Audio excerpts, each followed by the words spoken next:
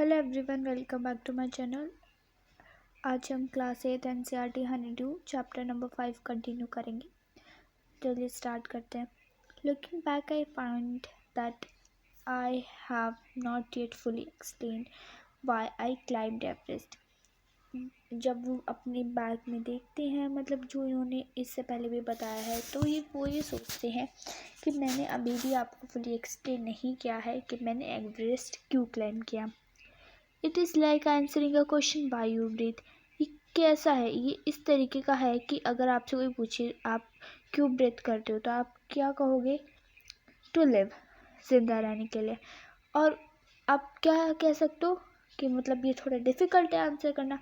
तो एक इसी तरीके का था आंसर करना। Why do you help your neighbour, why do you want to do good acts, this is no final answer possible. तो इन सब चीज़ों के लिए कोई फाइनल आंसर पॉसिबल नहीं है। अगर आपसे कोई पूछे कि आप अच्छी चीज़ें क्यों करते हो, तो आप क्या बोलोगे? मतलब ये थोड़ा डिफिकल्ट सा है आंसर करना, ठीक है। तो यही ऑथर बताना चाह रहे हैं। And then there is the fact that Everest is not a just a physical climb. अब ये एक फैक्ट है कि एवरेस्ट पर क्लाइम करना ये सिर्फ फिजिकल क्लाइम नहीं, मतलब सिर्फ वहाँ पहुँच गए, फ़ोटो क्लिक कर ली, खुशी हो गई, बस यही नहीं है। The man who has been to the mountain top becomes conscious in a special manner of his own smallness in this large universe. अब मेजर एच.पी. अहलूवालिया बताते हैं कि कोई भी मैन हो, जैसे मैन या वुमेन, जैसे माउंटेन के टॉप जो भी माउंटेन के टॉप पर जो पहुंच जाते हैं, उन्हें ये समझ आता है कि इस लार्ज यूनिवर्स में हम तो सिर्फ एक छोटा सा हिस्सा है।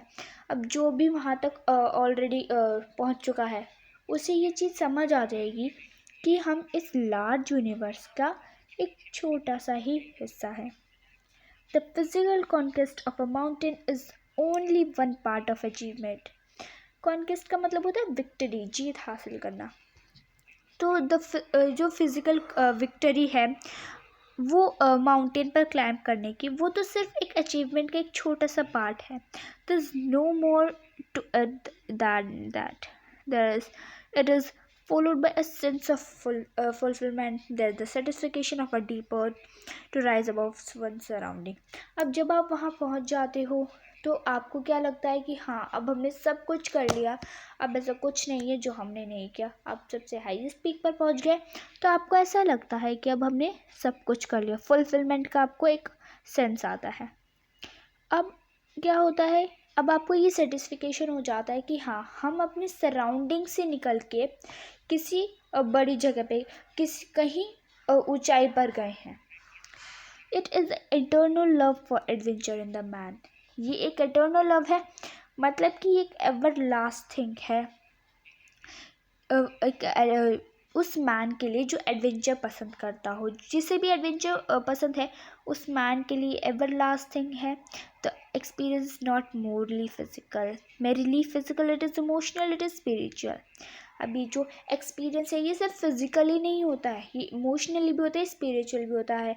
कि मतलब कि स्पिरिचुअल मतलब रिलीजियस, ऐसा नहीं होता है कि पूजा वगैरह कर लिया है, सब ये सब कुछ नहीं होता है। ये आपके एक शौक़ होता है कि हाँ, मुझे ये करना है। आपके एक इमोशनली अटैचमेंट होती है माउंटेन से। तो वही सब इसमें बताया है ऑथर ने। Consider a typical climb toward the summit on the last heights. You are sharing a rope with another climber. अब ये बताते हैं, मेजर एच.पी. अहलूवालिया बताते हैं कि जब वो टॉप पर पहुंच जाते हैं, जब वो लास्ट हाइट पर पहुंच जाते हैं, तो जब आप अपने जो आपके साथ और भी क्लाइंबर्स हैं, तो जब आप उनसे रोप शेयर करते हो, यू फॉर्म इन, मतलब आप make your self form. Form in का मतलब आपको यहाँ पर दिया है, ठीक है। तो आपको कैसा फील होता है कि जब आप अपने जो आपका जो क्लाइंबर है, जो आपके साथ जो बाकी के क्लाइंबर हैं, जब आप उनसे रोप शेयर करते हो, मतलब रस्सी शेयर करते हो, तो आपको कैसा फील होता है? आप कैसा फील करोगे? आप फॉर्म इन फील करते हो। एक फॉर्म इन मतलब कि मेक योर सेल्फ फॉर्म। अब इसमें फॉर्म इन का मैंने आपको मतलब बता रही हूँ।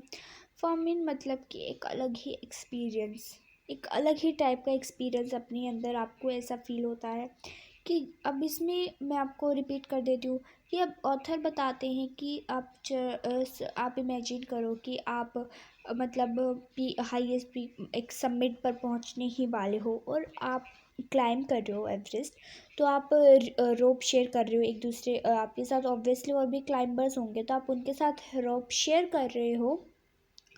तो आपको एक जो शेयरिंग केयरिंग मतलब ऐसा होता है ना कि मिलजुल कर आप कोई भी चीज़ कर रहे हो तो आपको एक बहुत अलग ही तरीके की फीलिंग होती है। He cuts the steps in the hard ice, then he believes and you inch your way up. The climb is grim. अब इसमें जो ऑथर है वो बताते हैं कि जब आप दूसरे से रोप शेयर कर रहे हो, आप इमेजिन करो कि आपने दूसरे से रोप शेयर की और आपने टाई कर ली एक जगह। तो अब आप दूसरे को किसी और क्लाइंबर को कहते हो कि पहले आप चढ़ जाओ, तब तक मैं पकड़ के रखता हूँ, देन आई क्लाइंब। तो तब तक वो क्लाइंब करते हैं और उसके बाद आप क्लाइंब करते हो, तो आप उसके बाद थोड़ा क्लाइंब करते हो। तो आप क्या करोगे, थोड़ा सा जो हार्ड आइस होती है, जो आइस चिपकी हुई है, मतलब जो सेटल है एक जगह पे, आप उसकी हेल्प से भी क्लाइंब करोगे, ठीक है। और फिर आप क्या करोगे, जो बाकी के भी जो आपके पीछे से क्लाइंबर आ रहे हैं वो भी आ जाएंगे। और ये जो एक कंपेनियनशिप होती है, जो एक मिलजुल कर आप अपने वे पर जा रहे हो, अपने क्लाइंब कर रहे हो माउंटेन्स, तो ये अलग ही एक्सपीरियंस आपको एक देता है माउंटेन्स पर क्लाइंब करना, ठीक है। द क्लाइंब इज ग्रिम मतलब कि जो क्लाइंबिंग करना एक सीरियस बात है, मतलब कि ये कोई आसान नहीं होता है। इसमें आपको बहुत ज़्यादा अपने माइंड पर फोकस करना पड़ता है तो आप क्लाइंब कर पाते हो। You strain every nerve as you take every step. आपको अपनी अब एक अलग अलग अब जो आप स्टेप रख रहे हो, एवरी स्टेप, जब आप एवरी स्टेप रखते हो, अब जब भी आप एक एक स्टेप बढ़ाओगे तो आपके जो ब्रेन में जो नर्व है उनमें एक स्ट्रेस टाइप का होगा, एक स्ट्रेस होगा। अगर आप जैसे आप एक एक स्टेप करके बढ़ाते हो तो आपके जो ब्रेन है उसमें जितनी भी नर्व्स हैं उसमें एक स्ट्रेस टाइप का आपको फील होगा। इन ए सिंपल वे ऑथर कहना चाह रहे हैं कि जो हमारी ब्रेन की नर्व्स है उन पर एक स्ट्रेस होता है कि अब आप कुछ भी स्टेप आगे बढ़ाते हो तो आपको सोच समझ कर रखना पड़ता है, तो आपके नर्व्स पर एक स्ट्रेस होता है। Famous climbers have left records of the help given by others. अब जितने भी फेमस क्लाइंबर है उनका एक रिकॉर्ड होता है कि कैसे उन्होंने बाकी क्लाइंबर्स की भी हेल्प की, कैसे वो खुद क्लाइंब किए। अब जो बाकी के जो क्लाइंबर्स होते हैं वो भी तो जो मेजर एचपीएस अहलूवालिया है उनकी भी हेल्प की, इन्होंने भी उनकी हेल्प की। तो एक कंपेनियनशिप की तरह ये क्लाइंब करते हैं Everest. They have also recorded how they needed just that help. और ये रिकॉर्ड भी है कि कैसे उन्होंने एक दूसरे की हेल्प की और कैसे उन्होंने क्लाइंब किया submit. Else they might have given up. Breathing is difficult. अब जैसे जैसे आप ऊपर बढ़ते जाते हो तो ब्रीथिंग डिफ़िकल्ट होती जाती है, ऑक्सीजन कम होने लगता है। You curse yourself for having let yourself in for this. अब यहाँ पर एक वर्ड है यू कर्स। अब यहाँ पर वो कहते हैं, अब वो जितने भी क्लाइंबर्स हैं वो सब ये सोचते हैं कि जब हमने ये डिसीज़न लिया कि हमें माउंट एवरेस्ट पर क्लाइंब करना है तो हमने ये क्यों ही लिया, क्योंकि क्लाइंब करना इजी नहीं होता है, ब्रीथिंग डिफ़िकल्ट हो रही है, तो आप अपने आप को ही दोष देने लग जाते हो, ठीक है। You wondered why you ever undertook the ascent. आप यही सोचने लगते हो कि हमने क्लाइंब करने का फ़ैसला ही क्यों लिया।